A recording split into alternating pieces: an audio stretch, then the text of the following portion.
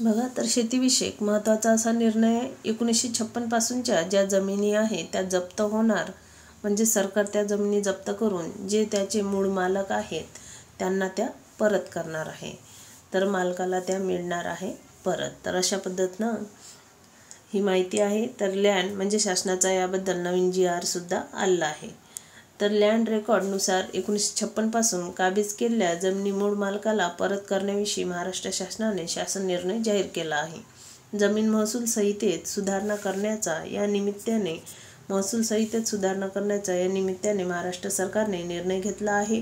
हा शासन निर्णय का जाहीर करण्यात आला, त्यामागची पार्श्वभूमी काय असेल, असे विविध मुद्द्यांविषयी आज आपण सविस्तर माहिती घेणार आहोत. तर सर्व शेतकऱ्यांनी नक्की माहिती ही बघा. त्यांची शेती कोणत्या वर्षी घेण्यात आली आहे, कोणत्या सालात घेतलेली आहे, त्यानुसार त्यांचे मूळ मालक कोण आहेत हे सुद्धा त्यांना माहिती असणे आवश्यक आहे. त्यानुसार तुम्ही नक्की माहिती करून घ्या आणि त्याच्यानुसार ती शेती त्या मालकाला मिळणार आहे. तर शासन निर्णयाबाबत आज आपण या लेखात बघणार आहोत. अधिकृत वेबसाईट बघा, तुम्ही माहिती काढा. या वेबसाईटवर जाऊन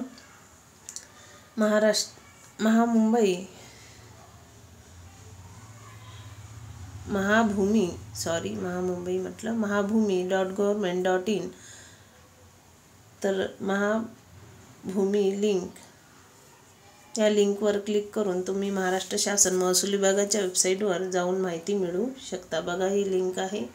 या लिंकवर जाऊन तुम्ही वेबसाईटवर जाऊन तुम्ही माहिती मिळवू शकता किंवा माहिती काढू शकता.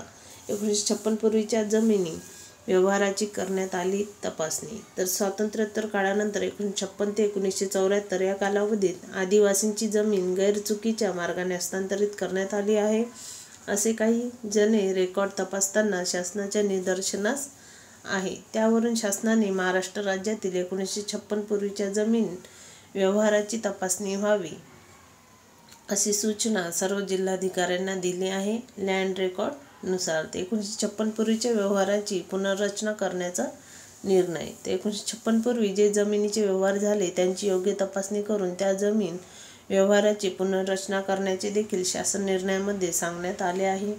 जमीन पुनर्रचनेची प्रक्रिया अत्यंत गुंतागुंतीची असून जसजशी ही प्रक्रिया पुढे जाईल तसतसे शासकीय अधिकाऱ्यांना अडचणीचा सामना करावा लागणार आहे. ज्यांची मूळ जमीन आहे त्यांना ती सुपूर्द करून त्यांना विकासाचा अधिकार बहाल करण्यासाठी आणि नागरिकांचे हक्क पुनर्संचयित करण्यासाठी शासनावर कंबर कसली आहे. तर मूळ जमीन मालकाला परत केली जाणार त्याची जमीन. तर महाराष्ट्र शासनाच्या माध्यमातून राज्यातील सर्व जमिनीच्या व्यवहारांची तपासणी करता कोणतेही गैरव्यवहार आढळल्यास जमिनीच्या मूळ मालकाला ती जमीन परत केली जाणार आहे. ही संपूर्ण प्रक्रिया शासनाच्या अधिकाऱ्यांच्या देखरेखीत होणार आहे. संपूर्ण जमीन तपासणी आणि जमिनीचे व्यवहार होणार आहेत. चुकीच्या पद्धतीने जमिनीचे व्यवहार. 1956 सालापासूनच्या जमिनीचे मूळ मालक तपासले असता सर्वेक्षणात शासनाला असे लक्षात आले की काही जमिनी तत्कालीन आदिवासीकडून जोरजबरदस्तीने काढून घेण्यात आल्या आहेत. सर्वेक्षणानंतर त्या परिसरातील तलाठी कार्यालयांना त्यांना सूचित करण्यात आले आहे की 1956 ते 1974 या कालावधीच्या दरम्यान आदिवासींचे जमीन गैर आदिवासी हस्तांतरित झाले आहेत.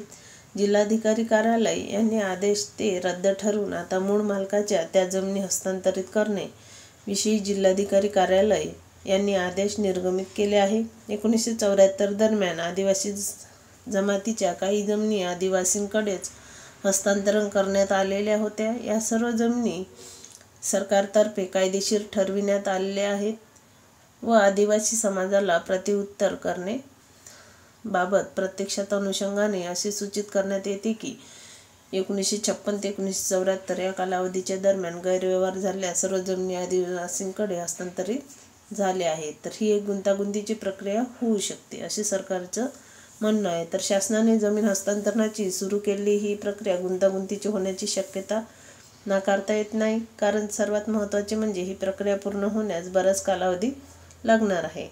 तसेच मूळ मालक शोधून त्यांच्या नावे जमीन हस्तांतरण करण्याला इतर कागदपत्रांची देखील जोड द्यावी लागेल. हे सर्व बदल नकाशामध्ये देखील करणे गरजेचे ठरणार आहे.